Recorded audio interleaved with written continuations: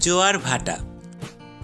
আজকের বিষয় জোয়ার ভাটা কেন হয়, মুখ্য জোয়ার কি, গৌণ জোয়ার কি, ভরা কোটাল কি, মরা কোটাল কি এবং জোয়ার ভাটার সময়ের ব্যবধান।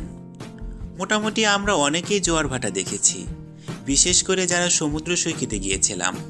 তবে ঠিক কী কারণে জোয়ার ভাটা হয় সে বিষয়ে অনেকেই জানি না। তো আমরা আজ জোয়ার ভাটা সম্পর্কে একটি প্রাথমিক ধারণা নেব।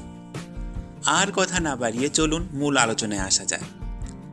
আপনি যদি আমাদের লজিক বাংলা চ্যানেলটি সাবস্ক্রাইব করে না থাকেন তাহলে এখনই চ্যানেলটি সাবস্ক্রাইব করে নিন, আর সাবস্ক্রাইব করে থাকলে আপনাকে অসংখ্য ধন্যবাদ।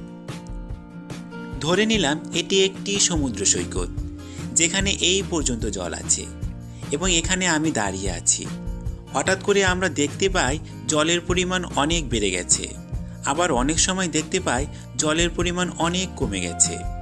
এই যে জলের পরিমাণ বেড়ে যায় যাকে বলে জোয়ার, অন্যদিকে কমে যাওয়াকে বলে ভাটা।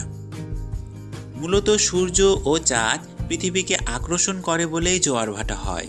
যেমন এই সমুদ্রের ঠিক উপরে যদি চাঁদ থাকে তাহলে তারা একে অপরকে আকর্ষণ করবে এবং আকর্ষণ বলের প্রভাবে সমুদ্রের জল উপরের দিকে উঠে যাবে। কারণ পৃথিবীর যে পাশে চাঁদ থাকে সে পাশে চাঁদের আকর্ষণে পৃথিবীপৃষ্ঠে সমুদ্রের পানি তার নিচের মাটি অপেক্ষা বেশি জোরে আকৃষ্ট হয়। ফলে সমুদ্রের তীরবর্তী অঞ্চলে জলের পরিমাণ ধীরে ধীরে কমে গিয়ে ভাটার সৃষ্টি হয়। আবার চাঁদ ও পৃথিবীর ঘূর্ণনের ফলে চাঁদ যদি পৃথিবীর সাপেক্ষে পূর্বের অবস্থান থেকে 90 ডিগ্রি ঘুরে যায় তাহলে চাঁদ ও পৃথিবীর আকর্ষণ বল অন্য জায়গায় কাজ করবে।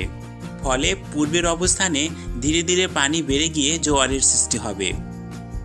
চাঁদ ও সূর্য উভয়ের কারণে জোয়ার ভাটা হলেও চাঁদই মুখ্য ভূমিকা পালন করে।